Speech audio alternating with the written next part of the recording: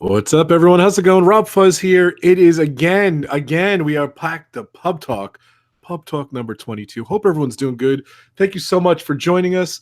Welcome to the pub. Of course, we got my man Adam here. We'll get back to him in a second. My man Disney Dan here, my two loyal Pub Talk people. And of course, it's me, RobFuz. If you haven't subscribed to the channel, please hit that subscribe button. I am 1,900 subscribers in, 1,903, I think, to be exact. So I am on the path to 2,000 subscribers. So do me a favor, hit that subscribe button, hit the bell button, hit the like button. We already got dislike, but I'm not going to talk about that. So please don't forget, check out my partner channels. Adam right here is one of my partner channels. Like, he's drinking already, ladies and gentlemen. This guy, Disney Dan, one of my newest partner channels. All the partner channels are below in the links. I got my power channels.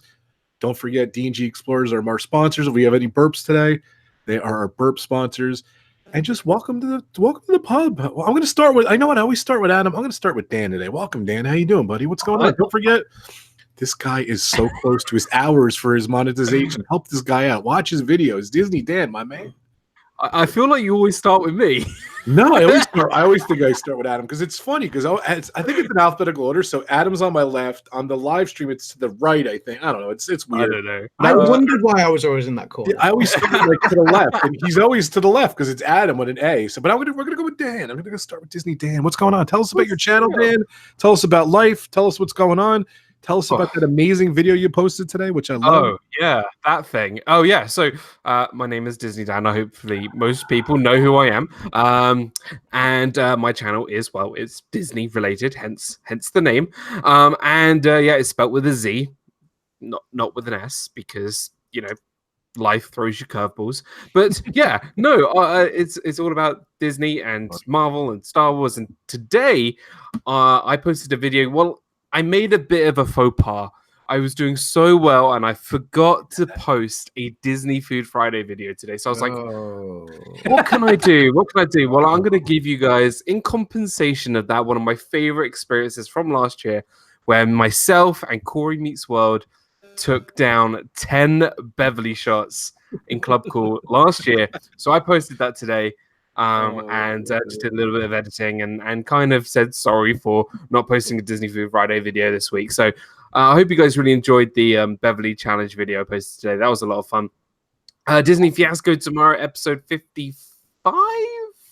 Yes, 55, which is amazing. And more vlogs to come and getting ready for my Disney trip. And we're like 500 hours from monetization, which is really good. So we're almost there. We are almost there. So thank you to everybody for all your hard work, for helping me out, and I really, really do appreciate it. And yeah, we're gonna have a really fun day today, talking about our favorite bands and artists. And I'm in the pub. I'm drinking some good old sparkling water. And with gin?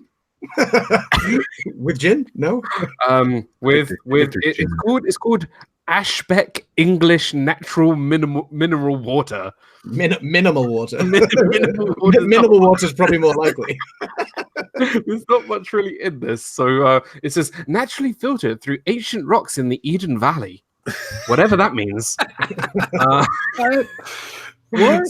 So that's me. Awesome. So hello everybody in the chat. Good to see everybody, and I'm looking forward to another pub talk. Can I tell you, I love that video. That's probably like, that's a tie for my favorite Corey moment / favorite Disney Dan live stream moment.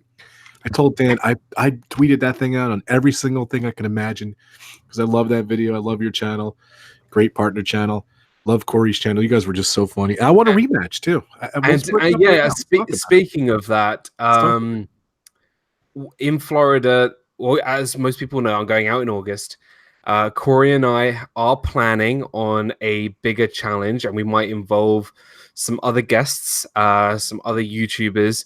I've already spoken to a couple, and this is going to, I hope, to be one of the biggest Disney World challenges that I think I've seen on YouTube. We're really planning it. We're going all out. So I hope we this is not going to be like 4 parks in one day. This is going to be nothing compared to that. This is going to be full on craziness with me, Corey, and maybe a couple of others. So I hope you guys really enjoy. We're gonna have a lot of fun, and yeah, if you haven't checked out the video today, go check it out. You'll see me and Corey in a lot of pain drinking 10 Beverly shots. There's a lot of good quotes there. I did a lot of comments on there too. You know, it was weird. I've no don't ask. I have no clue. I was on somewhere. I saw a video and people were doing shots, and it was like this long board. It was like a 4 or 5 foot board, and there was like 6 shot glasses, whatever, attached to the board, and the board was turned up, and all 6 people did the shot glass at once. I could imagine you guys doing that. You could do that at Jock Lindsay's in Disney Springs. You could do that in Disney Springs. That's fun. Yeah. Who knows? That might be part of the challenge. We don't know. And of course, he's never missed a pub tack ever. He's drinking right now. I'm going to him. It's all right. It's gonna be a long intro. So go ahead. You drink as I do the intro. Ready, Adam? Okay. Ladies and gentlemen, as he's drinking, you missed it, Adam. You have to drink. Go ahead. Oh, sorry. Ladies and gentlemen, please welcome the most amazing person in this world. Never missed a pub talk. He's drinking. He's keep going. That's you, buddy. Welcome, the man, Adam's Land. What's up, Adam? If you haven't checked out Adam's channel, please subscribe to my amazing partner channel. We're going to be doing a big drive. We're going to get him and his daughter, Ebony. Go check out their channels. The links are right below there. Welcome to the pub, Adam. What's going on, brother? Oh, by the way, I'm drinking because I want to open this up before I introduce you. I'm drinking my old boring Coors Light. So, but go ahead. At least you're having a beer. I mean, at least you're not having water. Yeah, exactly. Yeah, Dan's exotic sounding. Brewed from natural mineral stones. No. Naturally filtered through the ancient rocks in the Eden Valley. Okay, that probably just means poured into a bottle from the local reservoir. That's. I'm gonna post that on Twitter right now. Yeah. But yeah. Cheers, Rob. Cheers, and cheers, Dan. Cheers to anyone in the chat. Steve couldn't make it this week, but he's in the chat. Welcome, Steve. How you doing, buddy? Hang on. RV into Disney says, "Do I see a Guns N' Roses shirt in the background? I was wearing mine yesterday." Oh, don't get him started already. Yes, you do. Yes, so we'll come to that in a bit. But yeah, thank you for the shout out, Rob. Yes, mine and Ebony's channels. We've not posted for a couple of weeks because we're working on some more content at the moment. We have got merch now, which I was going to wear mine, but it's in the washing machine, so good timing. But yeah, we've got that was our latest thing. We've decided to join the world of merch. So I'll post up my Spreadshirt link in a short while, and you guys can check it out if you wish to. If you don't want to, that's fine as well. So, but yeah, welcome everyone. Cheers. Cheers to everyone in the pub. Cheers, everybody. I do feel another mega pub talk, mega open bar coming up soon. Probably, I don't know. And we're going to do one on Adam's channel soon. You know, I just had to fill my slot. So I think soon we're going to do one on Adam's channel. I don't know, Adam, we got to talk about it. We'll publish. I'm going to do a video, like a commercial on here, hopefully a day before you do it. And we can promote that you going on Adam's channel, and we'll be doing a pub talk over there too. So yeah, that sounds good to me. Yeah. So cheers, everyone. Thank you. So we got a topic this week. Of course we didn't have a topic, and we were playing Xbox. I don't know. Yesterday, 2 days ago. Yeah, no, and Dan's like, let's do something on Disney, which is fine. And my channel's not all about Disney, right, Dan? So yeah, fine. Because we've done things like the Oscars, we've done lots of movies and horror movies and sharks and that kind of stuff. So it's kind of fun now and again to do, some different stuff. Yes, definitely. And I think you came up with the topic. So yep. Well, you came up with the topic based on what I'm going to be doing next weekend. So. Oh, right. Oh, this is Adam. Good. Cheers. That's right. So I'm kind of this weekend. I'm spending my weekend spending time with Ebony because I won't be seeing her for Father's Day next weekend, but also getting stuff ready because on Wednesday I'll be heading off to Download Festival for Castle Donington, which used to be Monsters of Rock. I think people better knew it by back in the day. I didn't know that. They didn't know that's Monsters of Rock. Okay. Yeah. Download Festival is what Monsters of Rock became. So yeah, the same hallowed turf that is Castle Donington, which is the home of rock and metal in the UK. So yes, Download Festival has been running since 2003 now, and Monsters of Rock ran through the 80s. Did it start in the 70s? I can't remember, but it was certainly on in the 80s and the 90s up until the mid to late 90s, I think. So, but yes, I'm going there on Wednesday. I think there's over 100 bands playing. There's WWE NXT there as well. Yeah. Lots of fun, lots of awesome music, lots of You awesome camp, bands. right? That's what you're saying. Yeah, camping for 5 nights. So I come home on Monday, and then and then as if I haven't had enough, and like download takes it out of you. If you're camping for 5 days, you're drinking solidly for 5 days, you're grilling food, barbecuing for 5 days, drinking more for 5 days, listening to music for 5 days, banging your head for 5 days if you're into that. And by the time you come home, you're beaten up, you're exhausted, you're exhausted, your ears are gone. And I'm going to come home, take a shower, and then head straight off to Manchester to go and see Metallica the next night as well. So, yeah. So, I guess Metallica's on your top 5, but we'll come to that. So, yeah. So that's my next few days ahead. So that's what I'm preparing for. And obviously, in lieu of that, Dan said, "Hey, why don't we talk about music? You know, it's a pub type conversation. You know, you stick on the jukebox in the pub. So yeah, here we are." nice. Well, very nice. And I asked Adam, I said, you should do like like a small little tchotchke in the back there on your thing. And he didn't make it too small, but I like that though. Well, you said do something, so I Do thought something different in the I background. just quickly ran upstairs and went, "Oh, grab 3 t-shirts, peg them up." Nice. I Whatever. love it. They'll probably fall down in 2 minutes anyway. So I've just kind of got them pinned on the bucks and stuff. So Okay. All right. So I bet you we're going to have some different people here. Some of my Bon Jovi fans are going to probably just pop in and everything. So will Bon Jovi be on my top 5 list? I don't know. Let's check it out. Let's take a look. So who's going to go first? Who wants to go first? What are you laughing at, Adam? I don't know. I was kind of expecting your top, number 1, Bon Jovi, number 2, Bon Jovi, number 3. Okay, I'll explain. I'll explain if or if not Bon Jovi's on my list. How's that? Cool. Okay. All right. I'm going to give Adam the floor first. How's that, Adam? Well, Adam, okay. before we start, who's in the chat, Adam? It's your job. Who is in the chat? Good question, Robert. Who is in the chat? Robert. So Disney Circus Girl, welcome. Disney Dan, why are you posting the chat? You're here already. AJC. No, you said it wrong. It's like some guy called Disney Dan. Oh yeah. Oh, sorry. Yeah. Let me start again. God, get it right. Yeah. We'll edit that bit out. Okay. So Ruth Metcalf, welcome. Timothy Rainwaters, welcome. Streaming the Magic, Disney Circus Girl, some guy called Disney Dan. I don't know who he is. AJC Magic TV, K Atwood, Streaming the Magic. Did I say him already? Epcot Bob, Zippity Doodad. More sunshine, please. Who's not on the stream? Really? No? Okay, that's fine. I'm making sure I'm getting that right this time. So Dougie Walter Grams is in the he's chat. here. Where Sunshine Please was here. I saw him. Yeah. You said not on the stream? RVing to Disney. Steve's from Steve's World. Noah's here. Welcome, Noah. I'm just quickly scrolling through. Apologies if I miss anybody. Grace F. Miguel is here as well. So I think I've kind of caught everybody so far. I'm just scrolling through. If I've not, post something, say hello, tell us what you're drinking. If you are drinking, hopefully you guys are drinking. Cheers. Welcome to the pub. Yes. So Amanda K as well. Amanda K says hi, Dan. So, welcome. Hi, Amanda K. And Mayra Pauline Joshua as well. Cheers. Oh, and by the way, I burped 4 times.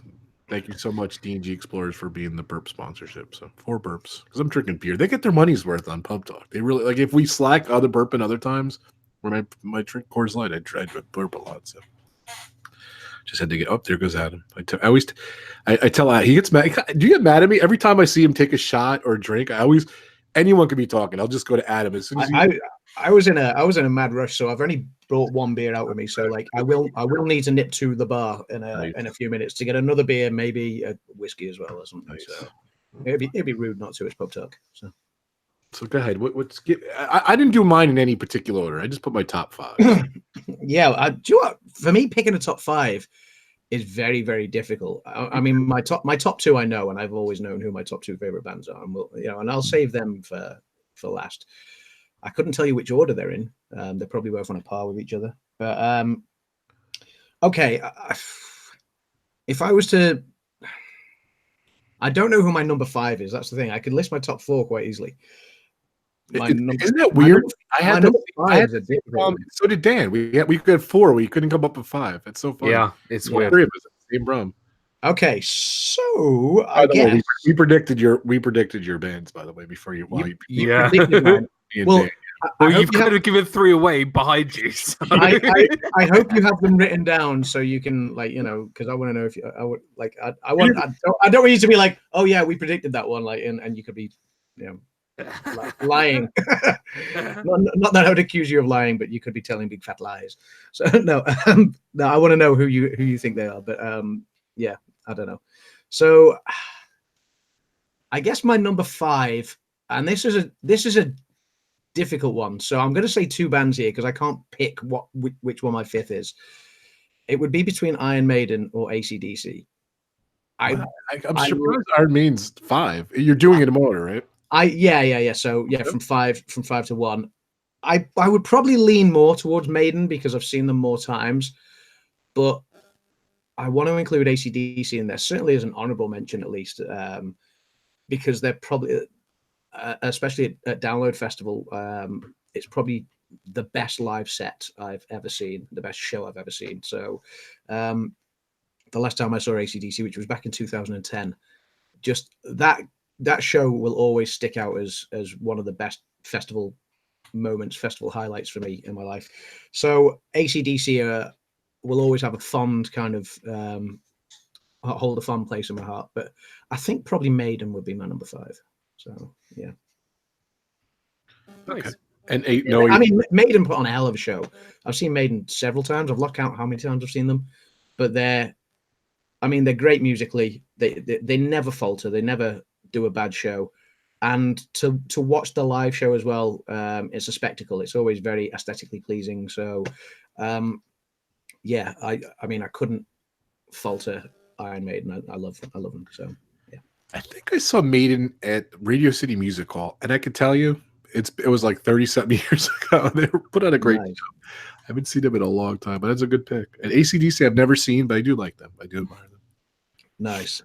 One of my favorite memories from when I was playing regularly is I mean, if you're familiar with Iron Maiden, like, and you've got a lot of their albums on, I can't remember which album it is. It's certainly one of their earlier ones.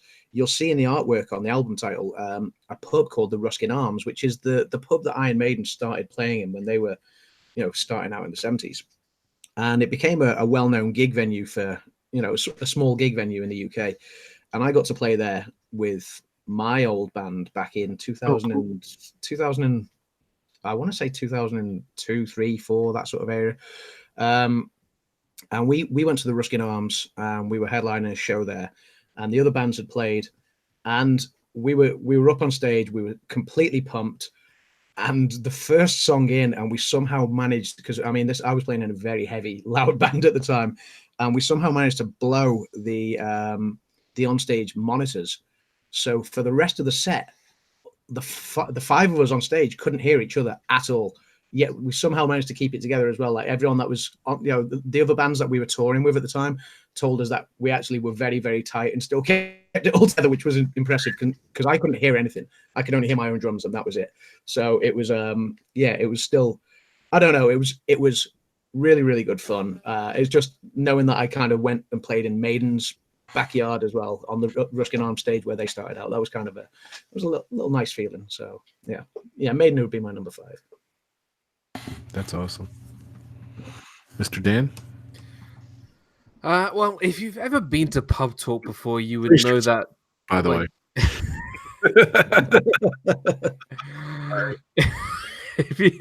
So I always come out with the weird and wacky answers.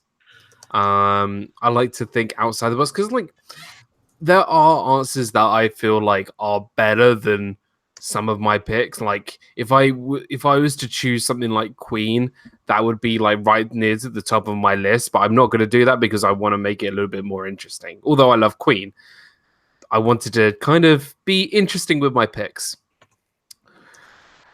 So number 5 is a band. Well, just letting you guys know that every single one of my bands are from the 90s or the early 2000s because that's where I grew up, and I'm a little bit younger. Not bragging, just stating. My band, Adam's probably going to kill me. This band is probably the most successful British band that never made it to the United States. And this band is not a rock band.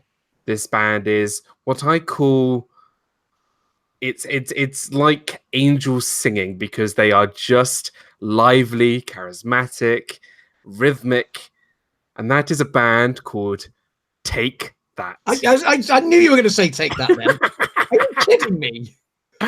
Let me tell you something. Never even heard of Back in exactly, they are probably the biggest band in the UK that never made it to the United States. Before we carry on, yeah, I concur with that. I do concur with that. And to give you just sorry, Dan, to give you the guys in America who don't know who Take That are, an overview. They sold out the Manchester Arena when that was the biggest indoor arena in Europe. They sold it out solidly for a week. That's how big they are, you know. So that, I mean, that's no easy feat. Like, you know, you get AC/DC come over here and haven't even sold out before now. So, like, you know, Take That managed to sell out for a week long stint. So, you know, they are, you know, they are a massive band. Before we carry on, I'm sure Rob will want to shout out Mr. Patrick. Yes. Thank you so much, Zippity Doodad, for the super chat, $4.99 super chat. Congratulations on 1900, Rob. Thank you so much, Patrick. PJ, I got to cover the mic. PJ, let's get Rob to 2000. Get a beer and a juice box too, please. Thanks. So Take That is a band that was actually publicized recently by James Corden from the Late Late Show. They did Carpool Karaoke together, which I would definitely recommend watching. It's fantastic. They were a band that grew up in the 1990s from Manchester. You have the lead, who's Gary Barlow. You have Robbie Williams, not Robin Williams, Robbie Williams, who became a much more successful, had a very good successful career in the UK. But this band is a massive band in the United Kingdom. Wembley Stadium is our biggest stadium in the UK. And they've sold it out just numerous days, weeks, because they are so popular. The sets are incredible. The music is just vibrant, and it makes you so happy. It's pretty much polar opposites to Adam, because Adam is very much looking for the rock, the metal. This is very much the opposite. But if you're feeling down, right? If you're feeling really just down in the dumps, you put on this song called Shine by Take That, and you're going to be waving your hands up in the air. You're going to be just wanting to sing along. It's a great, phenomenal band, and you got to check them out. So go check out Take That. It's a really just amazing band. Yeah, to chip in with what Dan's saying there, I mean, a few people in the chat are saying, no, I've heard of Robbie Williams. Now, Robbie Williams was a part of Take That when they started. Then there was an infamous breakup where Robbie separated from the rest of the band and went solo. And they had a bit of a feud for a number of years. They fell out quite in a big way. Then eventually Take That called it a day. They stopped. And this is going back to, I mean, I was still in high school. Yeah, it was quite early on. 1997, maybe they stopped. And then they got back together maybe 10 years later or something like that. And it was the biggest thing. It was. I mean, that was just still the four of them. And then there was always this kind of, will Robbie rejoin? Will he not? Will he? Won't he? Will he? A lot of hardcore Take That fans were like, no, we will never welcome him back. And then eventually he did rejoin, and that was the biggest thing ever. So there are still times they sell out a stadium, and they actually broadcast it live, and you can go to like a movie theater and watch them because it's that popular. Yeah, the live screening show. Made it outside of the UK then. Because I feel like it's not. I don't think it ever caught on with the American audience. Yeah, it never caught on with the American audience, whereas things like the Spice Girls did, which was weird. Spice Girls, One Direction, all these bands. They are the male equivalent of the Spice Girls from the 1990s. Like, you know. Whoa. No, I think that's much in terms of popularity, yes. In terms of music quality, not in even the same league. Oh yeah, no, I'd take that. Probably far more talented, and far more. Yeah, and they can play their own instruments. Even though they're more of a pop band, and 100%. They normally sing and dance to a backing track. They do sometimes hop behind musical instruments. I mean, Gary Barlow plays a lot of piano. Howard played some drums. I believe it was Howard played drums. Yeah. What I could say is, if you want to get a taster of Take That, Go watch the Carpool Karaoke with him and James Corden on YouTube. It is phenomenal. They are really great, and they deserve a lot more success in the US than they already have. Expedition Theme Park is in the chat and has come out with 5 were better. Nice. By the way, Sam is going to be on Pub Talk too. He wants to be on, and Jackie, super enthused. They're going to come on. They're going to do Pub Talk one of these days. You just got to go later. Yeah, anyone's welcome in the pub. So that's my pick. Take that. But I like that. That's awesome. I got to check them out. See, I knew Dan was going to be unique. That's awesome. Love this guy. All right, so I don't really. This is not really my top 5 because I think kind of like these are. I like 20 solid bands. I love 20 solid bands, maybe 30 solid bands. I love music growing up. I'll be honest with you, I'm not as much into music anymore as I was as a kid, like when you were growing up, but I still enjoy music. I still listen to them. But it was very hard to pick my top 5. So some people might be disappointed. Some people may say, "Oh, that makes sense" and everything. But a lot of good picks in the chat. If you guys want to do your picks too, I've been loving to see what you guys are picking everything. But my number 5, no particular order. I'm going to pick Sting, believe it or not. I love Sting. I love the Police. Nice. One of my favorite all-time solo artists. I love the Police growing up and everything. I just love his music. I love his lyrics. I've seen him many times. I just saw him recently. Like it was like a really bad ice storm. No one was out and everything. He didn't cancel his show. I went on the train. I went into the city. I got like 5th row, and just seeing him was amazing. So I really love Sting. I'm a big fan of his. The album Nothing Like the Sun is probably one of my all-time favorite top 10 albums as well. I just think it's brilliant. I really love it. And there you go. I picked Sting for my number 5 artist. So this is gonna be really embarrassing. You're probably gonna kill me. I have never ever heard of any of Sting's solo stuff. Not one? How could you? Not one. Not Roxanne. Okay, maybe Roxanne, but that's the Police. So but that's the Police, isn't it? Yeah, of course, yes, it is. Yeah, my bad. I'll make you a deal. I'll check out Take That. You got to check out Sting. How's that? Deal. He's just got some amazing songs. He's really cool. Deal. Fragile's one of my favorite all-time songs too. He's great. I love him. I was going to say. Speaking of Roxanne, that's probably the greatest drinking song of all time. Yeah, definitely. Even drinking water. No, if you're drinking alcohol and you want to get drunk quick, we do it. And funnily enough, at Download Festival, this is a ritual at Download Festival when everyone's sat in the tent in the morning or around lunchtime and they want to get well and truly on their way. Someone will stick Roxanne on, and you basically have to drink whenever you either hear the line Roxanne or you don't have to turn out the red light. And so basically you're sat there with a drink pretty much to your lips continuously like that, and you can go through. I mean, I did it with normally I do it with beer. There was one time I'd ran out of beer and I had a box of wine. My God, that was a bad mistake to play that game with a box of wine. So so just by the way, my list is all over the place. Like my 5 bands are just not similar at all, but and then Kay was saying, are they all rock bands? I like rock and everything, so basically rock bands. So to answer Kay's question there, because I saw that comment, are they all rock bands? For me, yes, rock and metal are my passions. It doesn't mean that I only like rock and metal. I actually like such a wide variety of music. I've played in a symphony orchestra before, so I do like classical music. I love musicals. Disney songs, obviously, but everything from I don't mind a bit of cheesy pop, some old 70s, 80s, electro 80s music, 60s music, all the way to your deepest, darkest black metal. Like I love it all. So such a wide spectrum.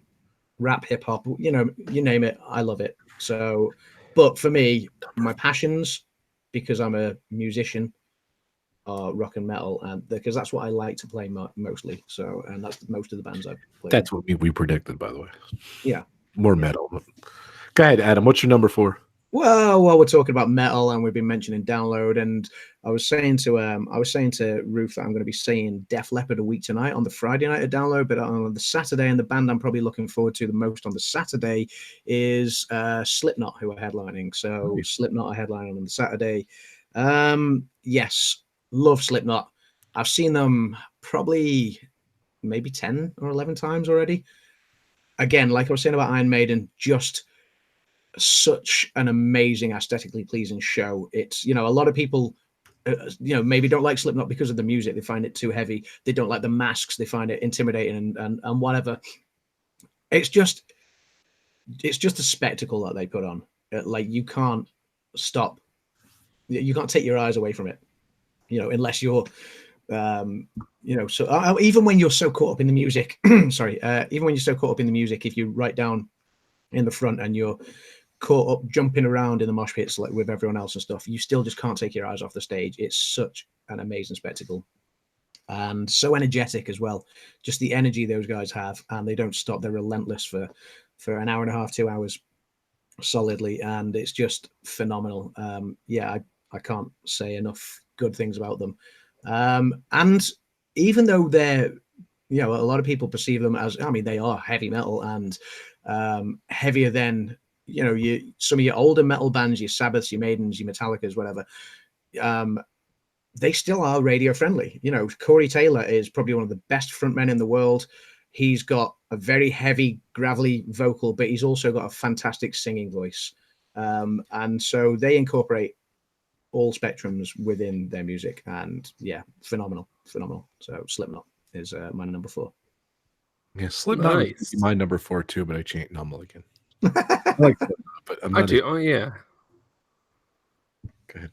Alexa's going nuts. Go ahead, Dan. Okay. Good pick, Adam. I knew great pick. I do like Slipknot. Did you think Slipknot was in my top 5, or I had a thought it might be. I thought they were too, but the shirt's not on the wall back there. My 4th pick. Now, believe it or not, as the colorful, exuberant person that I am, charismatic. Well, I hope to think I'm charismatic.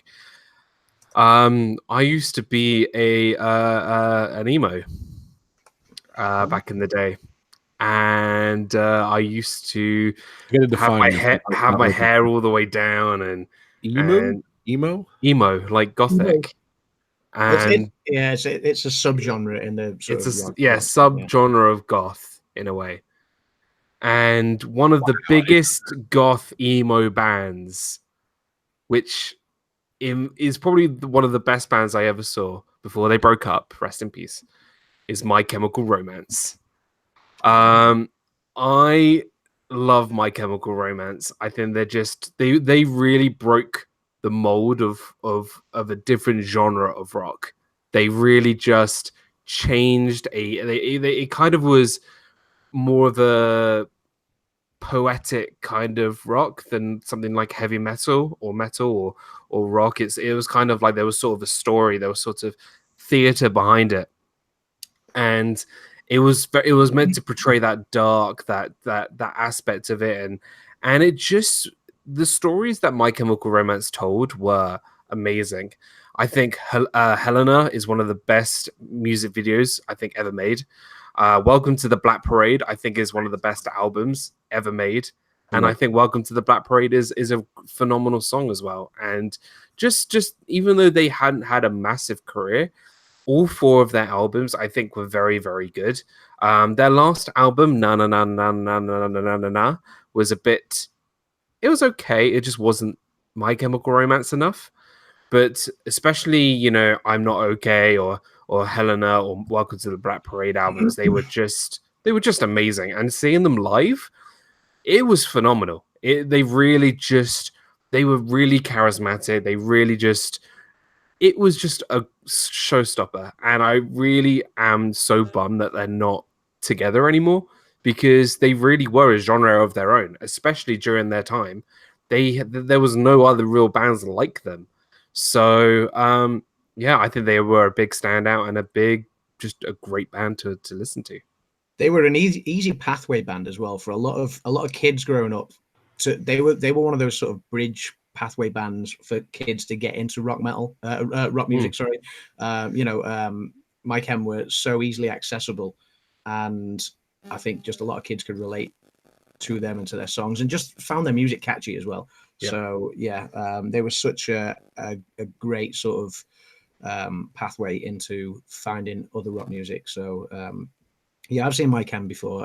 Oddly enough, at Download Festival again, I saw them. Maybe I think it was like 12 years ago now, but yeah, a long time. They've been around. They were I don't know when they broke up. It was maybe a year after they released the Na Na Na Na Na Na Na Na Na Na album, which is probably the worst name of an album ever. I was going to say, made. did you say that right? Can you say it again just to make It's sure? not. Well, do you want me to say the full album? No, you Every don't. single no no no no no no no no Yeah, like no, continue to but what I really you liked can, was but I'll go to get another drink while you yeah do it. but they just I just really like that they told stories in this in their music, and I know songs are meant to do that, but they really just showed that in their music videos and in their performances as well. Yeah. So that's why I like them. Cool. I love that song, The Black Parade. So it's a great song, and I think that album is a great song. amazing. Yeah, I think that album is so good and really underrated. Hey, they opened up for Bon Jovi once, believe it or not, and I saw them. So, shocker. So my number 4, believe it or not, see, I think of like one of my criteria for being one of my favorite bands or band I enjoy or whatever I like. They gotta have a lot of hits. I'll be honest with you. 10 hits, 15 hits at least. Songs the weirds and everything. And a more recent band, believe it or not, I'm really big fans of. I don't know. You might not take me as a Maroon 5 fan, but I love Maroon 5. I think they're a great band. I've seen them twice. The energy was off the roof. One time I got to actually I was in the front row to see them, so that always helped. And just Adam Levine, just a great frontman. I think I like him. Maybe not the best band in the world. Maybe you guys, might mock me or something, but I really like Maroon 5, so I'm going to put them in my top 5. A lot of good hits, a lot of success. They just churn out the hits. They have some misses here and there, but I just think they're great. I've seen them, at least twice, maybe 3 times. I don't even remember anymore, but I really like them. Maroon 5 is going to be. I'm not much to talk about them, but my kids love them. I love them. I wish they wouldn't curse as much when you have kids. It's a little tough, but they always like the curse words. But it is what it is. But I love them. They're great. Good band. Definitely. Yeah, they're a great band. I enjoy them. I enjoy their music. Yeah. I don't think Adam likes them. No. They are a good band. I was just thinking of the curse and just saying that's it's part of the whole rock and roll sort of front, isn't it? The whole they're gonna that the front man they're gonna come out or the band are gonna come out with 1 or 2 high energy songs, and then like after the 3rd or 4th song there's always that kind of slight lull in the energy, and then the front man's going to come out with something rock and roll just to pick the crowd up again. Right. And it's always going to how the and the words come in, and the crowd are going to go yeah, it's just the whole rock and roll thing. Played the Super Bowl, so it's one of those things that I'm kind of I was talking to you guys off air about whether I might stream some of Download Festival or vlog it. Now vlogging it would be easier because I can edit it, but obviously if I choose to stream anything, bearing in mind our channels are all family friendly and have a lot of the Disney community there, it's not going to be very Disney, having a few rock or metal frontmen screaming and yelling certain profanities. So I'm kind of dubious about whether to go live or not. I know there would be a big appeal for a lot of people to see what's going on at Download, even if I'm not necessarily watching the bands. But like you're saying about the cursing and stuff, it's it's par for the course, but it's not fun when if kids are watching. So. I'm not gonna lie, Maroon 5 at the Super Bowl was the best part of the Super Bowl. Yes, they were great for the Super Bowl. It was better than the game. Sorry, no offense, but it really was. They weren't bad at all. Yeah, they had a controversy with their appearance and everything. It was very cookie cutter and everything, but I thought they did pretty good. And I don't think they did amazing, but it was what it was. But it was predictable, and they were good. So. Sorry to all you Patriots fans if I just offended you. Well, I agree. Before we get to the next one, say again. Sorry. Before we go to number 3, I'm just going to go and grab a quick drink. Dan's going to get to the next one. Oh, I can go. I can do the next one. Okay. By the way, Adam has his priorities. So go ahead, Adam. I'm just hearing who it is first. So I know he's getting his keg. I love his my number 3 are a band who I listen to constantly because they are just so awesome, and they have the greatest bass guitarist in the world called Flea, called the Red Hot Chili Peppers. I know exactly where you're going there. Yep. I love the Red Hot Chili Peppers. They just are funny, charismatic, just they are hysterical, And if you've ever seen Flea, the bass guitarist, in concert, he's mad. He's like, honestly, he is like just insane. And the band is notorious for just doing crazy stuff. And they've had such amazing hits. They've had Under the Bridge, Danny California, Can't Stop, By the Way, just amazing songs. And they've been going for full karaoke. If you see that, and I think the lead singer and James Corden had like a wrestling match on somebody's lawn. Yeah, it was great. And they all got naked. It was really weird in the car. I don't know. It was just really funny. And no, the Red Hot Chili Peppers, I've always felt like if I could just put on anything, I would just put on Red Hot Chili Peppers. I think the Stadium Arcadium album is one of my favorite albums ever, even though it doesn't have things like Under the Bridge or By the Way or anything like that. They have Stadium Arcadium on there, Danny California, Snow, Hey, Strip My Mind. Amazing song. They just, I feel like they know how to put an album together. Yes. And whereas like if you put in an album, there might be 1 or 2 or 5 or 6 songs that aren't great. Red Hot Chili Peppers can make an album and every song would be very, very good.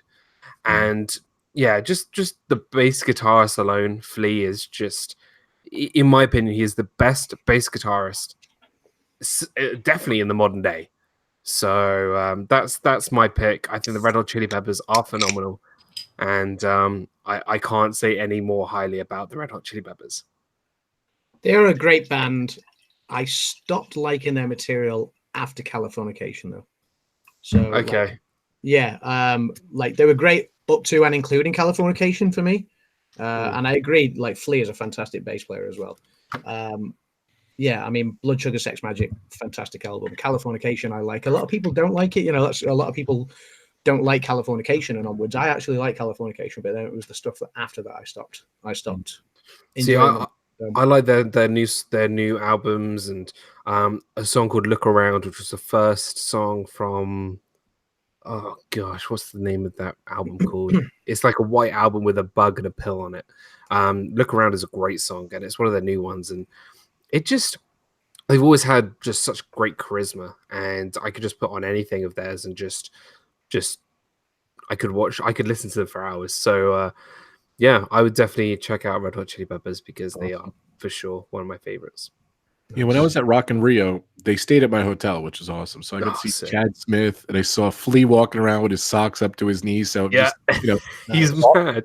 Off the stage, he's the same as he is there. He's so absolutely mad, Flea. I saw him for like 2 seconds. He walked to the pool, looked around, and then walked away. I didn't see him the whole time, the rest of the time. So they're awesome. I agree with you. Nice. Good band. That's a good pick. Nice. So my number 3, this is the first band I've ever seen live, believe it or not. I'm going to date myself here. 1986, the 5150 tour. I went to see Van Halen for the first time ever. And they were one of my favorite all-time bands. Jump! I just love them. Go ahead and jump. I've seen Van Halen probably about 10, 15 times. I lost track. I don't know, that range. I've seen him so many times. I really love him. But just recently I saw him with Diamond Dave. What else can you say about Van Halen? I love the Sammy Hagar version. I love the Dave Lee Roth version. I don't like that extra singer who came from Extreme, but they had a third singer. He's not that great. But I love them, though. They're great. Eddie Van Halen, best guitar players on the planet. Yeah. I love Sammy Hagar. I think he's got a great voice. So, come on, David Lee Roth. That was amazing. So, Hot for Teacher, Jump, all the Sammy Hagar songs. I just love them all. It's a great band. One of my favorite bands of all time. So, my favorite Van Halen reference in a movie is in Back to the Future, where Marty dresses up. It gets into his radiation suit and puts the headset on his dad while he's asleep, and he pops in the cassette with Van Halen in it, and he just plays it like blaring out the guitar riff, and I'm just like, that is because you can listen to that guitar riff. I can't remember what song it's from though, but it's my favorite Van Halen reference in any movie because they're such awesome. It's such an awesome band. Lucky Minute saying anyone a Filter fan. I really like Filter. Not one of my top bands, but I really like them. Van Halen was my first concert too. The 5150 tour, May 1986, Joe Louis Arena. It's Jim from More Sunshine Please. That is the same exact tour I went to. I think that was earlier on in the tour, but that's awesome that Jim That's cool. shares the first concert, same exact tour. So that's awesome. I love that album. The 5150 album is amazing. Is when Sammy Hagar came along, no one knew what was going to come out, and then they kicked it in, and it was a great tour. It's just a shame that they parted ways, and Eddie's a little flaky, but it's just it's a shame. Adam, what's your number 2? No, he's got to do number 3. Oh, so yeah, it's right. We skipped 3. He went to go and get his keg. I went to go and get another beer. So Adam? Yes. Okay, my number 3. Not a big band like the Chili's or like Van Halen, but the band that I've probably seen live the most, and they're a bit more underground. They're definitely the heaviest band on my list, so heavier than Slipknot, and that is Lamb of God right here. Brilliant band. Brilliant sort of. They called it. Their genre is the new wave of American heavy metal, which is a spin-off what used to be the new wave of British heavy metal, which was your Iron Maidens and Saxons and stuff. And in the early 2000s, there was a lot of American metal bands that came out with a great groove, a great vibe, sort of a thrash element to it, but certainly heavier. And Lamb of God were in that. They're a new wave of American heavy metal.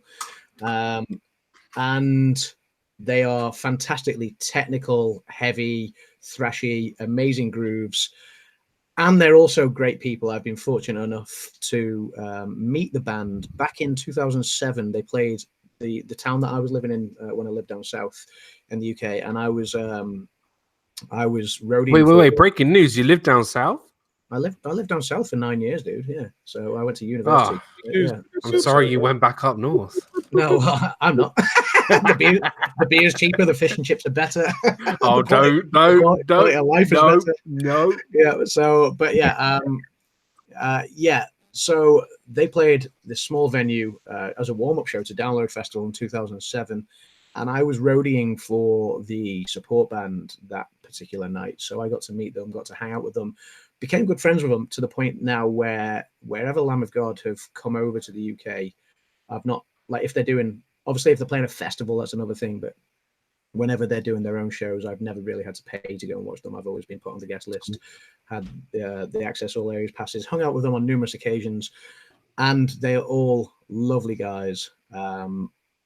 They're just so down to earth, so humble. Like, humble is definitely, one of the best words I'd use for them. They don't think of themselves as rock stars or anything like that.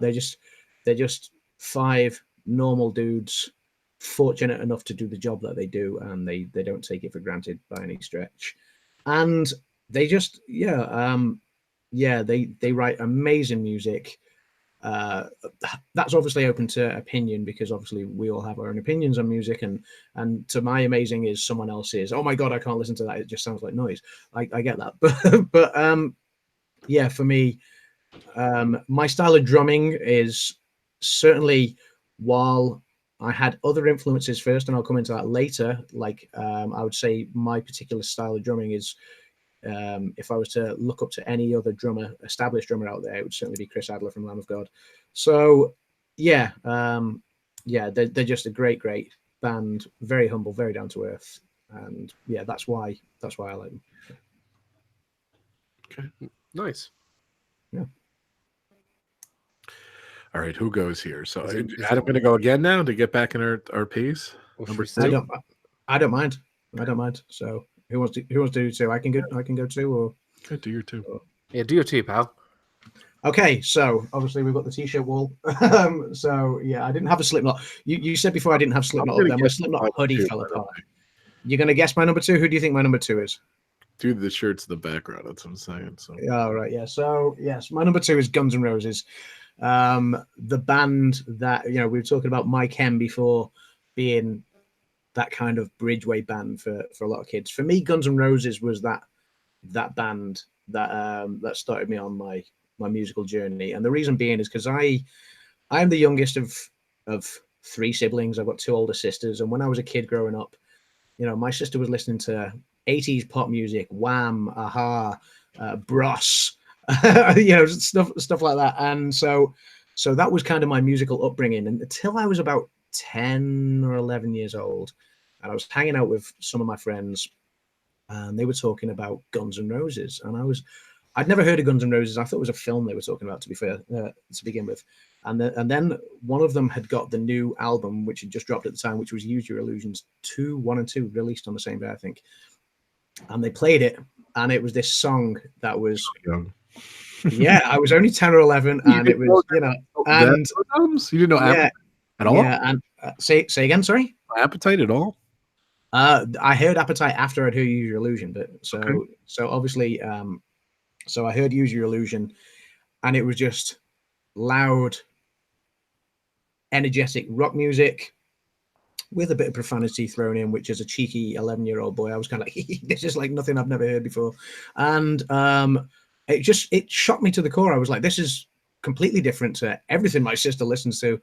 And yeah, I was captivated by it. So to the point where I was like, I need to hear more of this music. And so my friend did me a copy of Appetite, and Appetite for Destruction is probably one of the greatest debut albums of all time by any band, I think. That's fair to say. And so, yeah, I was just completely hooked, and they were the band that started me on my musical journey into my passion for rock and metal. So yeah, Guns N' Roses, I saw them live at Download last year as well, which I think, Rob, probably you saw some of the footage from that, because at the time what was that app that we were all using at the time last year? You know, where we kind of left Marco Polo, yeah, the Marco Polo app. And I remember capturing, I think it was Paradise City and maybe Welcome to the Jungle as well. I captured some clips of that and sent them to everyone. And yeah, just so good. They would probably be my number one, but for the fact that because obviously they had that huge split between Axl and Slash and Duff and all the original members. They had that huge split for a long time, and there was such a long gap between them releasing anything credible, you know, from maybe was it from 1993 when they released Spaghetti Incident? Was that 93, 94 up until 2000 and I want to say 2008 when the Chinese Democracy came out. So that was, I mean, and the Chinese Democracy, it had a couple of okay songs on it, but for me it wasn't the Guns N' Roses that I'd grown up loving. But now obviously they've got back together in 2016. They've started doing their reunion tour. Now the words are coming out that they're actually starting to record an album again. I'm super excited for that. So yeah, if they hadn't had such a hiatus, they would quite possibly be my number one. So yeah, I'm gonna make you jealous. Yeah. I saw Guns N' Roses and Metallica at Giant Stadium, same bill. Oh, it was at the Guns and Metallica tour of 1992, 93, whatever it was, something like that. Show. Nice. With who was supporting? Was it? It's either Faith No More or Extreme. I can't remember which one. I think it was Faith No More. I knew there was a third one. I don't remember, but yeah, I believe it was Faith. I don't think it was Extreme. Yeah, but wow. That was a great show. Yeah, I remember seeing that on MTV when I was a kid, seeing the Guns and Metallica tour, and I was like, "Oh my god, I need to see this." And then at the time, all of a sudden, your next pick, I'll tell you. Yeah. So at the time, I hadn't really heard much of Metallica, but yeah, I was so captivated. I always wanted to see that, and the closest I got to that was Download Festival 2006, where they both headlined a night apart. So Metallica headlined the Saturday, Guns N' Roses headlined the Sunday. That was cool. That was special. So. Okay. Mr. Danny? Well, firstly, Guns N' Roses. I mean, what can you really say? They're a legendary band. So, yeah, I don't know how I can beat with that. So, Spice Girls. Really? No, I'm kidding. No, my second pick. I didn't doubt it for a second. That's the funny part.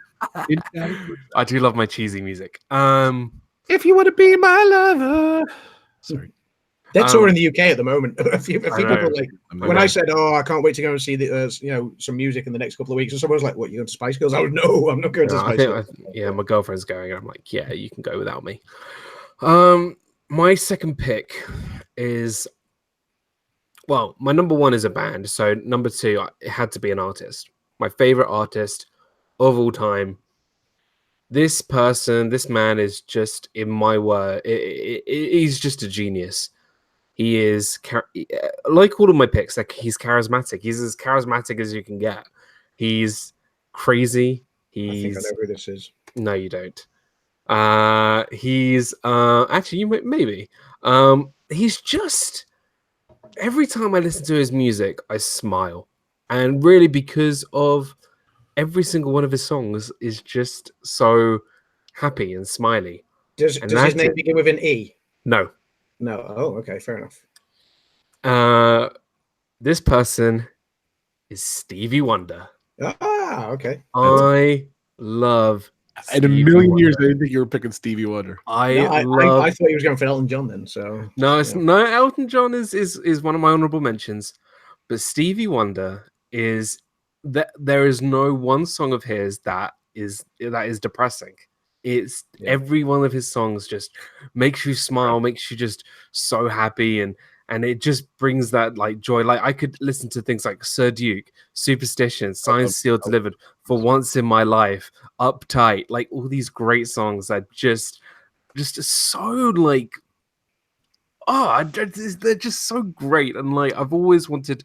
There's only a few things on my bucket list, in my life, and let's be honest, Stevie's not going to be around forever, and I just am begging one time to see him live because for me, like he's just a brilliant musician, a brilliant pianist, a brilliant just human being.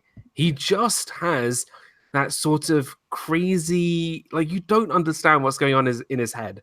I love his signature. Every time he plays the piano, he's singing. He does this thing with his head.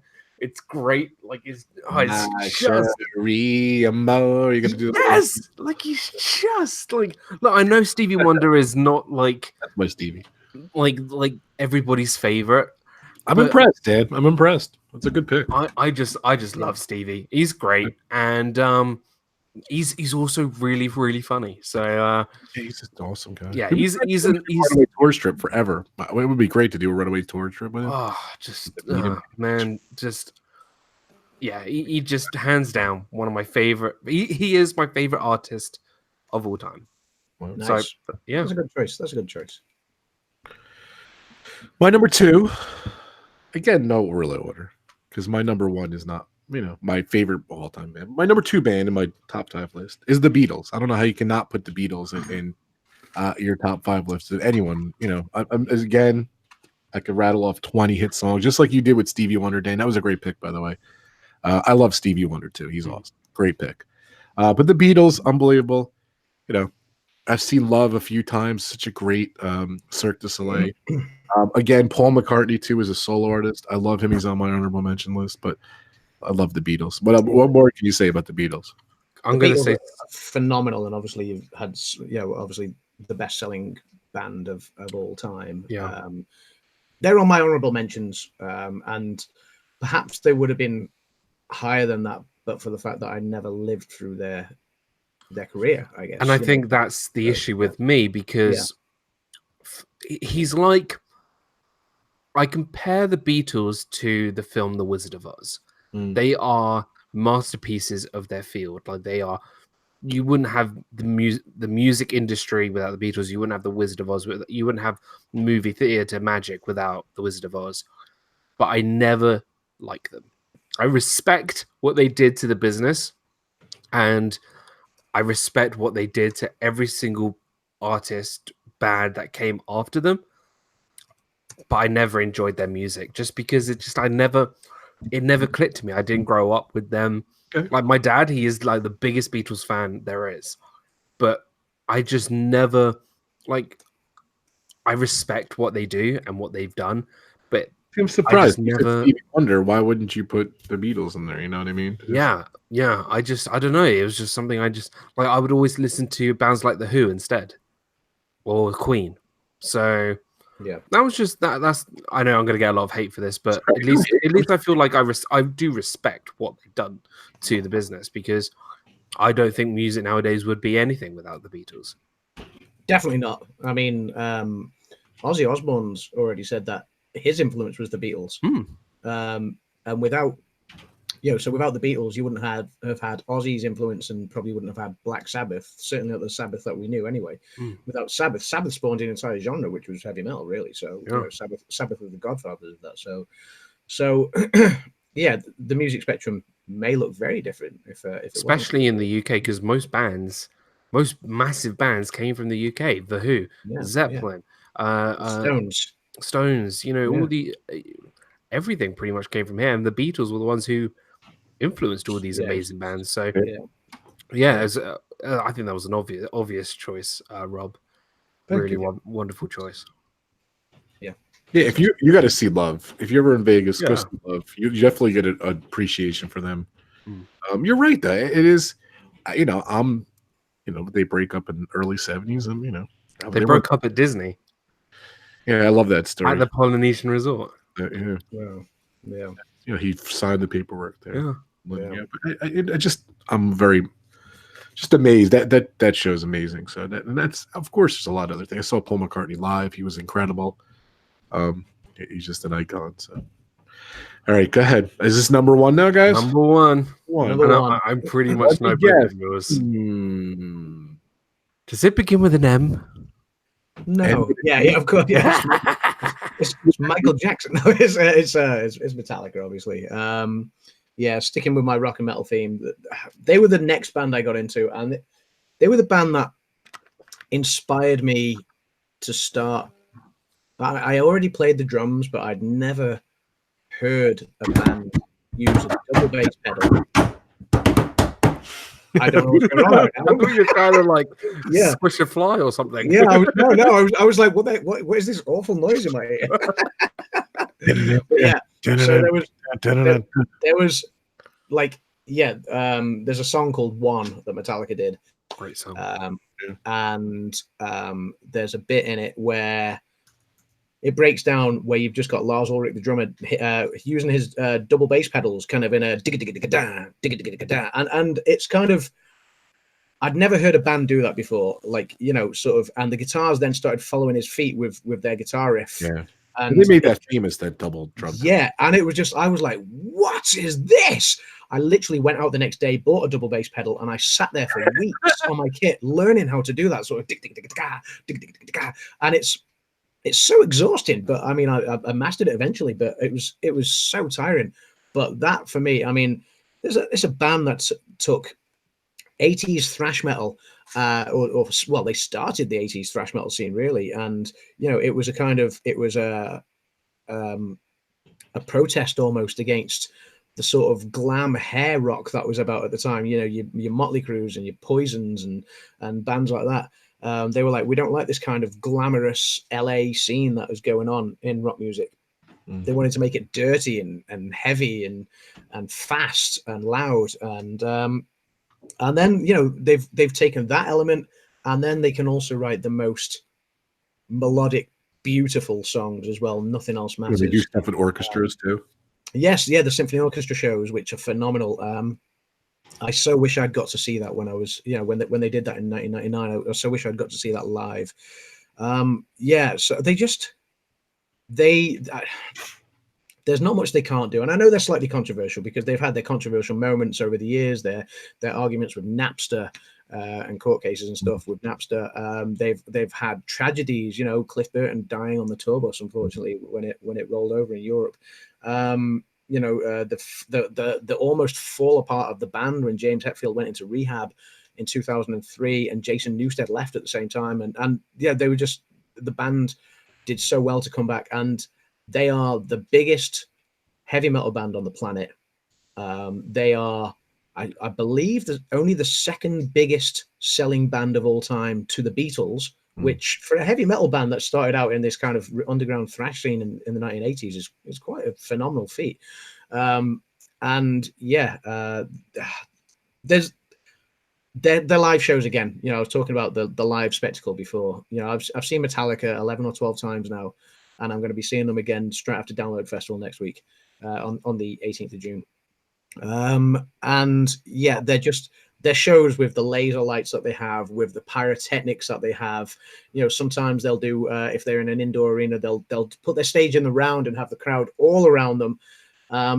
just the different things that I've seen them do, and it's definitely different out of the box. Yeah, there's no boundaries that they're not willing to take. You know, they were the first band to tour every single continent, including Antarctica, in a year or something. You know, and yeah, they always look to, you know, even now, even though they've been going for 30 years, or is it 30 years? That's more than 30 years. Probably. Yeah. Well, yeah, because they started in 1981 actually. So yeah, so of course they've been going for a lot longer than 30 years. It'll be nigh on 40 years soon, and you know they're always still looking to push the envelope, and I think, how can you not applaud that? So, you know, and they still play at a very high tempo. They still play beautiful melodic stuff. And yeah, I can't say enough good things about them. I've got a lot of honorable mentions, but yeah, Metallica for me are just phenomenal. And even though they've had a lot of controversial moments over the years and had a lot of criticism, they can't do very much wrong by me in my books. Came out of Megaforce Records. Trivia fact was from my hometown, Old Bridge, New Jersey. Megaforce. Yeah. That's where they're from. That's where my hometown was growing up. Yeah. I've seen them 3 times. I saw them at the Monsters of Rock Festival, which was amazing. Nice. And they come out, and you know, I'm kind of new to Metallica. I'm not gonna lie. And this is probably towards the beginning of my seeing band shows and everything. Maybe it was like my 15th show or something. I don't know. And they're playing. I think they played Sanitarium, and they're like, if the person in front of you's not banging their head, bang their head for them. I'm like, I swear I'll never forget looking around, and everyone had the long hair, and the hair's like this in the stadium. I'm like, oh my god, am I gonna die? No, I'm like, it was great. They won me over that day. Saw them at Guns N' Roses, like I said, and I saw them a solo show. They played 3 hours, and they were phenomenal. They were really cool. So I definitely, I don't remember, maybe a couple of years after that Guns N' Roses show. They are incredible. Yep. Yes. And you like Metallica at all, or? You know, there's a few songs I like. I like Master of Puppets. I like One. I like Enter Sandman. But I never got into... I didn't really get into them as much. Again, I think it was a bit more out of time for me. I tried getting into them, but it just never clicked with me. So, but again, you know, you like Adam said, they are the godfathers of heavy metal. Essentially, they are the most successful heavy metal band of all time. So, you know, I think bands all look up to Metallica, and for sure they're just again, like the Beatles, very different to the Beatles, but the respect that they've done for that genre of music is untouchable. Yeah, I mean, I mean, obviously, like we were saying before about, you know, the Beatles inspired Sabbath, and then Sabbath obviously created heavy metal. But then what Metallica did with metal, you know, I think for any metal band that's out there now, they're inspired by Metallica in some way or another, even if they're not directly. The bands that have inspired them have been inspired by Metallica. You know, they redefine the heavy metal genre. You know, and there's obviously the super heavy elements of it, but then there's the really accessible elements of it, and Metallica have embraced it all. So, you know, some people hated that and said, oh, they sold out or whatever, but I don't think so. I think they just, you know, they've just made it more accessible by doing whatever they wanted to do. That's fine. You know, that's, you know, and being a musician, you have to be, there's an element of selfishness. You know, you do music for you. You do music, you don't do music for other people. You do it for you. That's what every musician does. That's why you play music. You're inspired by whatever you're inspired by, and you write your own story through your instrument. So, you know, whatever Metallica did, you know, people bemoaning that fact, you know, they didn't do it for them. They did it for themselves, you know, you know, and, you know, and I don't criticize that at all, because I know what it's like. I've sat there and written songs for me. I don't write them for other people. You know, it's you do it for yourself, because that's what music is. You're writing your own story. So yeah. And Awesome. they define the metal scene doing that. So Mr. Dan, number one. This band is, what I can say about this band is they always broke ground. They took I can count two niche genres, very small genres, and made them massive. And I'm talking about a band that was so big in the 90s and then got even more popular in the 2000s. And I've loved them ever since. I can't even tell you, because they are my favorite band of all time. And that is Green Day. Nice. What they have done. Look, Adam, if you want to talk about controversy, talk about Green Day. Yeah. They took, I mean, you had bands like Rancid and Blink-182 who were punk rock, but Green Day just blew up the punk rock industry, because punk rock it wasn't like rock at all. They went off piste, and people loved that because it was so different, and people really enjoy that, especially in the 90s with an album called Dookie, which is one of the best-selling albums. It's like when I you think. say, I'll be honest with Hmm? It's like when you say Dookie. I don't know. Dookie is one of the best-selling albums, I think. Yeah. It was phenomenal. And they had more and more albums that came out, like Warning and Insomnia and stuff like that. But they started to go a little bit downhill. 2000s come along, and a little album called American Idiot was released by Green Day, and this was just the album to buy at that time. There was not one person that I knew who did not have the American Idiot album, because everyone it was a completely brand new genre. It was a punk rock musical. That's what it was. It was about telling the story of, going through drugs, going through breakups, going through, commitments, going through politics. The reason why American Idiot was so successful is because of politics. And you had in charge at the time George Bush, and it is clearly documented that Green Day hated George Bush, and they deliberately put protests with the album American Idiot leading up to the album 21st Century Breakdown, which followed it. And even now, when Donald Trump became president, there was a petition to get Green Day's American Idiot album back to the top of the charts, because they wanted to use it as protest against all these politicians. And what I love about Green Day is that they've always spoken their mind. They will never, ever hide anything. They are raw. They are just a brilliant, brilliant band. They even made a Broadway production, which I saw, which was amazing, called American Idiot. And they are just a band that is so unique, because they were so abnormal compared to every other band in the world at that time. And one of my most amazing stories was, okay, kids don't do this. I skipped school one day, and I went to Wembley Stadium, which is the biggest stadium in the UK. I got there at 9 a.m, and I lined up for Green Day, and I got into the Golden Circle right at the front. And actually, if you go back on my YouTube channel to my very first video, you'll be able to see Jesus of Suburbia. Very bad quality, but that was my first ever video on my YouTube channel. And the supporting act was Joan Jett and the Blackhearts, followed by Green Day. Nice. And it was just the most incredible experience I think I've ever had, because Green Day don't just play their songs. They go all out. They will bring everybody on stage. They will put them into essentially the musical. There's a great song called East Jesus Nowhere, and Billy Joe puts his hand on a kid's forehead, and he tells him, like, once you count down 3, 2, 1, drop to the floor, and then fireworks come off, because it's all part of theater. It's just amazing. And they do a great song that they don't play on any album called King for a Day, where they all dress up and it just is mad with the saxophone. They are the best, in my opinion, the best performing live act ever. They brought two niche markets, genres, to proximity and to popularity, and they just, in my opinion, one of the best artists, bands of all time. It's funny, I've never seen Green Day live. I would like to.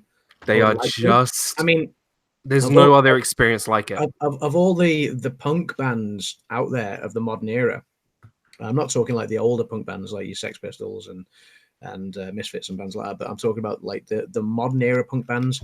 I never got to see Green Day, but I've seen The Offspring, I've seen Blink 182, I've seen NoFX, I've seen Real Big Fish, I've seen Sum 41, Good Charlotte, whatever, you know, like those punk bands that have been in the modern era. But I never ever got to see Green Day, and I would love to. I really would, because they are phenomenal. the punk band, and they just the drummer. You would love Trey Cool, the drummer, because if you think Flea from Red Hot Chili Peppers is a nutcase, Trey Cool just like jumps off scaffolding. He jumps off, like, he just does the most crazy crap I've ever seen in my life. Yeah. He's just mental, and there's no other experience like seeing Green Day live, because they bring on a rabbit who's drunk on stage before they start their show. Like, not an actual rabbit. They dress up in a pink rabbit, and he's like walking around the stage with like a beer can, and then he just like jumps into the audience, and his head is shut, so you can't open it. But everyone believes that that's Billy Joe in the bunny costume. It is just awesome. You have to see Green Day live. Nice. There you go. That's my Dan rant on Green Day. On a good rant. Nice. What's my number one, Dan? S Club 7. Madonna. Beyonce. Adam. Britney Spears. You guys are right. Justin Bieber. You guys are right. Of course, it's Bon Jovi. Come on. How could I not pick Bon Jovi? Come on. How could I not pick Bon Jovi? I've seen the band. Bryan Adams. I used to kind of track mentally in my head how many times I've seen them rough, 100 times, 200 times. I think I lost track after 300 times seeing Bon Jovi, just from work, from seeing them and everything. So, believe it or not, they're amazing. I think they're a great band and everything. I've seen so many different bands other than Bon Jovi, and the guy does put on an amazing show. So come on, that's why. Again, a band I've never been fortunate enough to see, and I would love to see Bon Jovi. We gotta go see them. They're real. So come on, I gotta put Bon Jovi there. So I mean, awesome. They've been look great. at the hits. Like, they've just got such amazing songs, and they have. I could name. The funny thing is with Bon Jovi, my favorite songs that they have aren't necessarily their hits. Like and I think probably Dan and Adam, maybe some of your bands too, that you like, maybe not the number one songs or the big hits, whatever. It's always like that third or fourth song or something they slip in or whatever. My favorite Bon Jovi song, you may like it, which you probably is kind of in that, is Wanted Dead or Alive. Yeah, that's like my least favorite song, believe it or not. Really? I love that song. Yeah, I just don't like that song as much, believe it or not. I just don't. That's not one of my favorites. But always, believe it or not, their ballad "Always" is probably one of my favorite songs. It's a unique story that. Look, I could do it. I could do a 3-hour stream on my Bon Jovi stories, but live in the house, by the way. So. What? Mike is in the house. Man, what's going on? Welcome, Mike and Jen. Our Theme Life. Go check out those guys. They're awesome. But yeah, just I could tell stories for hours. Always, I heard like 6 months before it came out, which is I love Always. He was playing it. Always is a great song. Yeah. It's very hard for him to sing live because he hits the high notes and everything. But it's just a cool song. He's just telling the story. He had a storyteller kind of concert on the cruise, and he was telling the story about it. How it was for a movie called Romeo's Bleeding. That's the opening words in the song and everything. And the movie tanked. I don't even know if they used the song or not, but it kind of sat on the shelf. And an AR guy saw it and he said, you should put this out. It's an amazing song. They reworked it. Of course, it was a hit. But I heard him play it for 6 months before it ever came out. I'm like, that song's going to be amazing. And it's just great. They put on really good shows. I've seen them around the world. I've seen them in many different situations. I've seen him solo. I've seen him with his band King Suburbia. I've seen him acoustic. I've seen him in all different scenarios. And they're just a great band. I gotta give them some props, because they're just an amazing band. So yeah. Have a nice day. The back catalogue is fantastic. I almost went to see Bon Jovi in 2001. They played at the Milton Keynes Bowl in England in 2001 on June the 16th, and I remember that well because I was about to book tickets for it. Now that summer, I was heading out to the States for 3.5 months to live and work on an exchange program, and my girlfriend at the time was like, "Okay, we're flying out, on a Saturday," and I was like, "Yep, that's cool. Yep, whatever you want to do." And she was like, "We're flying out on the June the 16th." I was like, "No. We're gonna go see Bon Jovi on that day." She was like, "No, we're flying to America on that day." And I was like, "No, can we not fly the next day, or like, can we not go and see Bon Jovi?" Because and we kind of argued about it backwards and forwards, and as always, she won. But no, it was one of those things. It was just. It made sense for us to go on the day that she picked. So yeah, but I was gutted because I totally wanted to go see Bon Jovi, and I didn't, and I just never got around to seeing them since. So yeah, it's one of those things as well, because I think in 2001 they were really still at the top of their game, and I mean, I don't know what they're like musically now. I've never seen them live. I know bands like Metallica I've seen live, and they're not necessarily as good now live as they were when I first saw them. But that's that happens with bands, and it happens with age. But I certainly wish I'd seen them back in 2001. But that is the way it went. So I think Rob's gone. He's gone. Rob has gone. Because we were talking too much about Bon Jovi. Yeah. He's just like, is this my pick? Why are you talking all about it? Yeah. So welcome to Dan and Adam's pub, everybody. Hey, everybody. Let us know what favorite band you like. If you like the Spice Girls, say Spice Girls. If you like the Lamb of Sheep of God, then say Lamb of Sheep of God. Yeah. See, one of my things with Lamb of God as well, and because when I was talking about Metallica before, there was somebody in the chat mentioned that Metallica are touring in Europe. I think it's starting anytime now. It was I want to say Plunk, Pleunk, Plunk. Right. Was talking about Metallica are touring in Europe now with Ghost supporting them.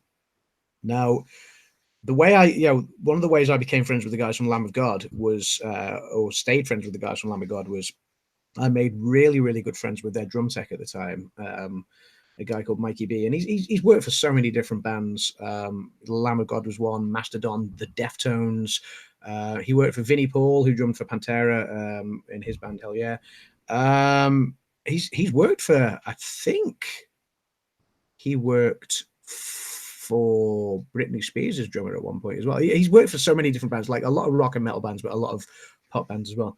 But he's working for Ghost on their tour as well. But I've got to give him a shout out. He's got me into so many shows to see bands that I never would have seen otherwise without him. And yeah, I'm looking forward to catching up with him for a few beers when he comes over next week. So I want to ask you a question. Yeah, go for it. What band do you hate the most? That's another. That's another. Wow. Oh well, Rob's back. Sorry, I got a call. No, that's cool, man. I'll give away mine already because I feel like this is just The Spice Girls. No. There is one band that I refuse to listen to, and my girlfriend loves them. I hate Girls. You just said it. It's ABBA. Wow. Okay, that's surprising. ABBA. I've written like if I was like in a mental asylum, they would have to put me in one of those like rooms with like pillow those rooms that are like pillow filled, and they would just play it on loop, like Dancing Queen or play the Mamma Mia movie, and I'll just go insane. Yeah. I mean, the Mamma Mia movie I wasn't a fan of at all. I just can't. I know people love ABBA, but Kay Atwood, I need a padded cell. I just can't listen to them. It drives me insane. There's a lot of love for ABBA in the chat there, Ruth. I know. I feel so bad, but I just hate them so much. ABBA love. Brandy and Dave, Nickelback. I'm not gonna lie. That was a hate line, but I'm not gonna lie. I do like Nickelback. Nickelback at the Garden. I can't say I'm a big fan of Nickelback at the Garden. I do like them. I don't hate Nickelback. Yeah, I don't hate them. I'm not a fan. You gotta hate Nickelback. It's Nickelback. You gotta hate. Nickelback is like the Nicolas Cage of the band industry. They're not great, but you just like them because they're Nickelback. Same with Nicolas Cage. Yeah. I you know what? You know what? They throw beer at their fans. I didn't like that. If you're gonna say name a band you hate, I would like Rob said, it would have to be another stream because I'd actually have to put some serious thought into it. So that would Spice Girls. I've seen Nickelback 3 times because I know the whole crew because it's the same crew as Bon Jovi. So I saw him 3 times, and I saw Kiss 3 times for free too. I've only seen Kiss once. I'm wearing a Kiss t-shirt right now. I've only seen Kiss once, and they were great. Top 5 rows for Kiss. I've gotten very lucky to see them. So Grace just kind of mentioned because I was talking about I would love to see Bon Jovi. I never got around to it. And Grace was like, they're touring the UK this summer, which obviously I know we've discussed a few times. And I will go and see Bon Jovi this summer if Mr. RobFuz gets off his backside, gets on a plane. I lived in the UK for like a month, and I wish I knew these guys. We would have hung out all the time. He liked it so much. He was only here for a month. Yeah, and then he buggered off home again. So. He played it 12 times, 12 dates. Like that alone is 12 times I've seen Bon Jovi. And no, it was 13 times. If you if Mr. Fuzessi was bringing himself and his pizzas over to the UK, then I'd be well up for meeting up in London. That's right. Ruth, I saw Nickelback. I saw him 4 times. I saw him in Vegas when Ruth went too. That's funny. I'll be interested. Why do people hate Nickelback so bad? I don't think people like hate Nickelback. They just find them very frustrating. No, they find them very like frustrating and just like very samey. But there are people they've got like a cult following that actually really like them because they're so bad. They're like the Jaws of the Revenge Nicolas Cage band. People like them because they're bad. Yeah. All right, guys, let's rattle off honorable mentions. Who wants to go first? Oh, I need to go through my Spotify, so Adam, go first. Yeah, I don't hate any bands. So. Honorable mentions. Okay. Right, so we're running out of time here. So Jen B left earlier, but she was talking about, she said for her it's purely Disney music. And I said that's why Elton John is in my honorable mentions. Yep. He's a fantastic songwriter. Not heavy metal at all, obviously. But no, he wrote probably the best Disney soundtrack of all time, or large parts of it, which is the Lion King soundtrack.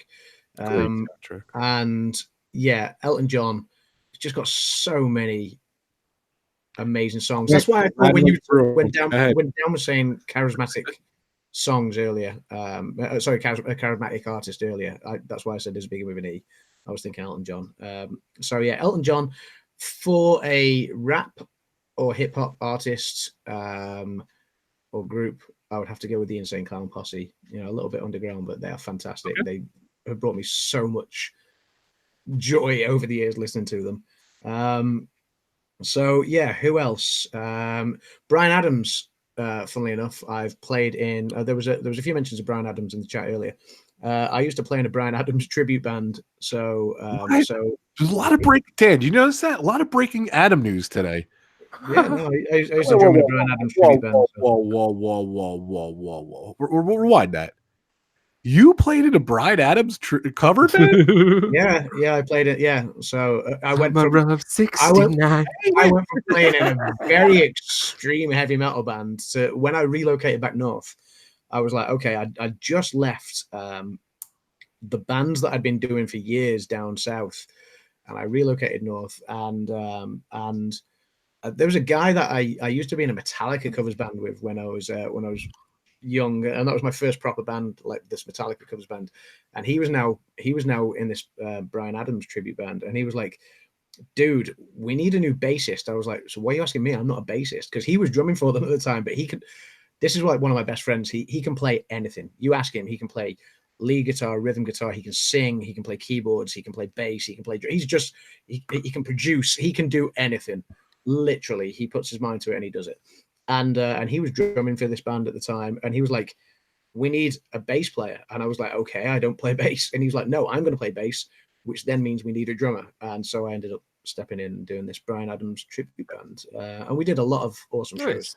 So yeah, and a festival as well. We did a festival in the UK called Tribfest, which is like the biggest tribute band festival in Europe. And you had like You had AC/DC tribute bands and Guns N' Roses ones and Bryan Adams, and yeah, that was good fun. I did that when Ebony was 2 days old. 2 days old. 2 days after she'd been 3 days old. It was the Sunday. It was the Sunday she was born on the Thursday night. So yeah, so she was like That's 2 crazy. 2 and a tiny bit days old. So yeah, and yeah, it was good fun. My appreciation and enjoyment of Bryan Adams grew significantly when I joined that band. Any more? I'm just gonna rattle through any more. I know he's a controversial figure for some of the allegations, etc., that surrounded him, but you can't help but you can't have not been entertained by the guy. Michael Jackson was such an entertaining artist, with some of the things he did. So I've got to give him a head nod for just some of his career. I mean, he had a long career with obviously the Jackson 5 and then going into all of his solo stuff, but that was thoroughly entertaining. If you're just looking at the artist side of things and you're leaving all the other controversial political aspect aside, yeah, I'd have to chuck in a bit of Jacko. Nice. Yeah, I'm trying to think who and what else as well. I mean, there are a million rock and metal bands that I could throw out there. Yeah, good match. I've obviously covered the rock and metal spectrum already, so I'm trying not to go there. Punk bands. We were talking about punk bands before. Your Green Days, your Offsprings. There's a band that I'm going to finally see it download next week, who I've been wanting to see for a long, long time. And they're a band called Me First and the Gimme Gimmes. And they're a punk band who cover 60s, 70s, 80s era songs, big songs that we've heard, but they cover it in a punk way. And it's just so much fun. So I can't wait to go and see them next week. So yeah, I have to give them an honourable mention as well. I think I've just about wrapped up my honourables. If I think of any more, I'll shout that out. Mr. Dan, rattle through them because we're over. Apart from the obvious ones like Queen, AC/DC, Queen, Who, Led Zeppelin, all those obvious ones. A couple of less well known.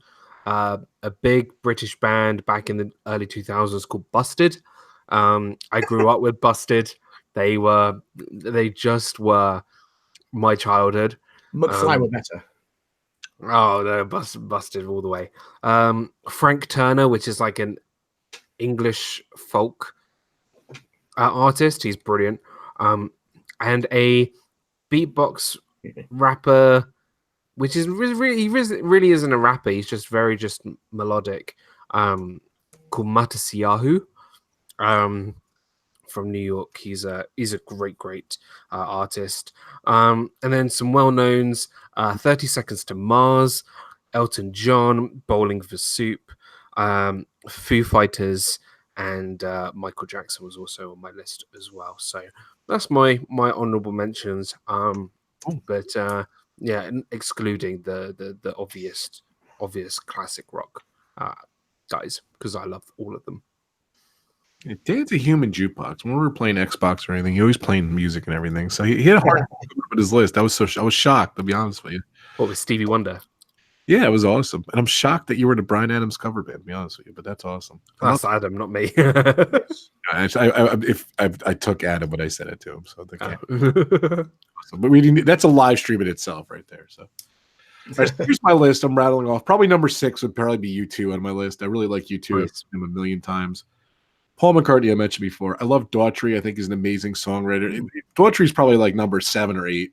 My sister's a huge fan of him. So, he's amazing. He's got so many good songs, and I've seen him a bunch of times. He opened up for Bon Jovi so I got to see him like 15 times in a row. So that was cool. Yeah, didn't he start out on like American Idol or something like that? Yeah. David Cook, another American Idol winner. Daughtry didn't win. He was like number 5th, but he did. I think he's probably the most successful out of a lot of those people.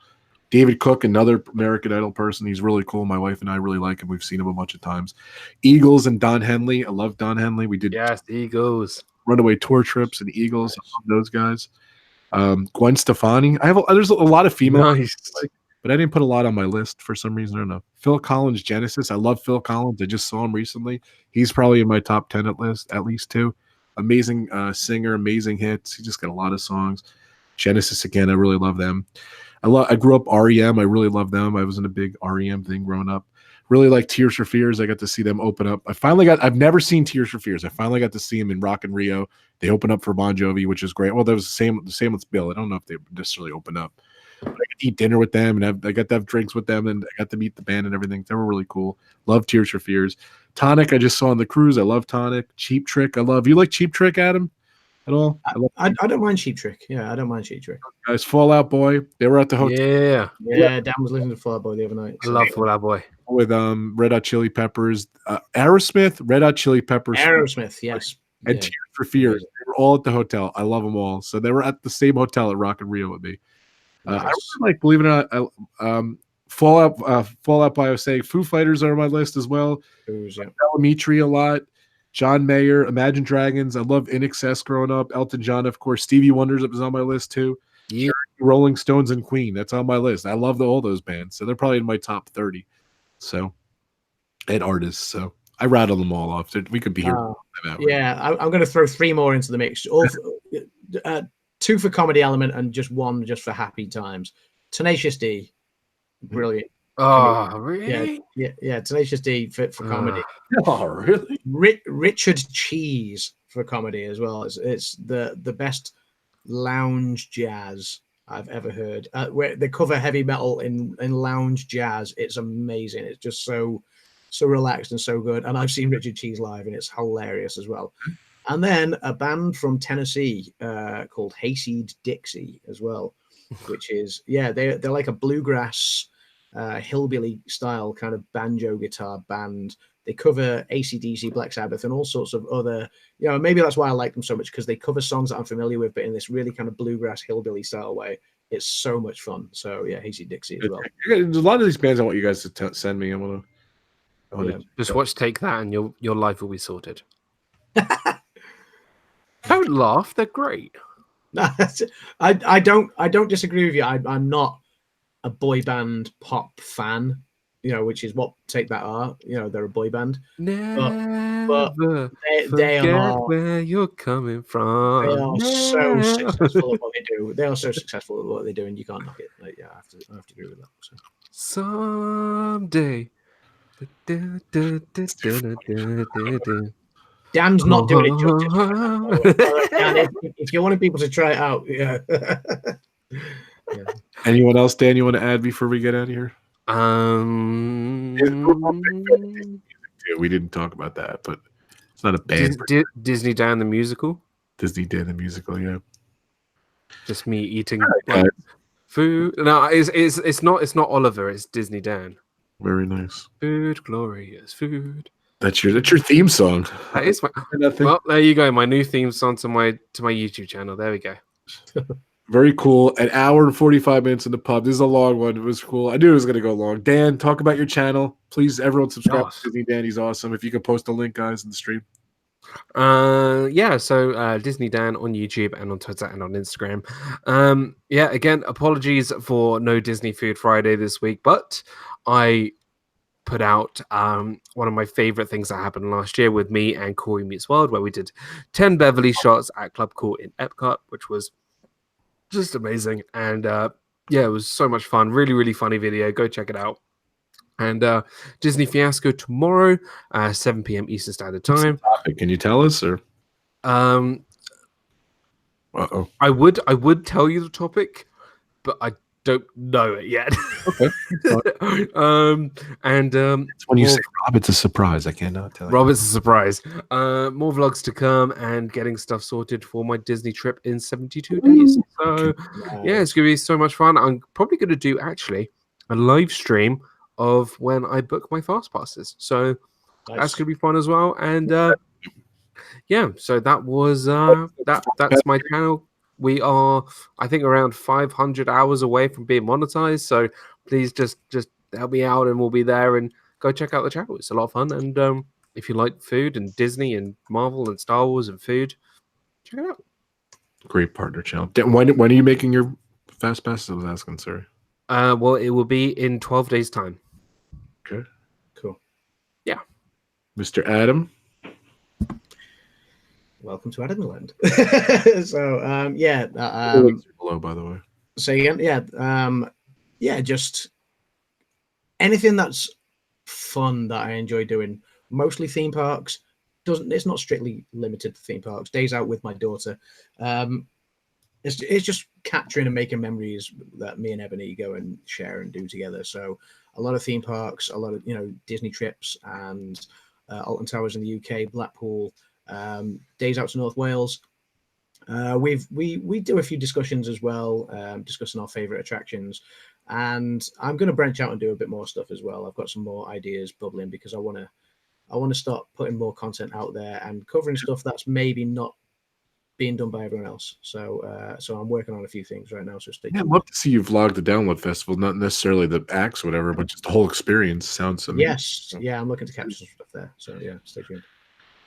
Very good. Definitely check out Adam and Ebony, his daughter's Ebony's channel. It's in the link below. Definitely check out this man, Disney Dan. His link's below too, my partner channel. And thank you guys so much for hanging out with us, talking about our favorite music. This is a fun one. Thank you guys. Good ideas, guys.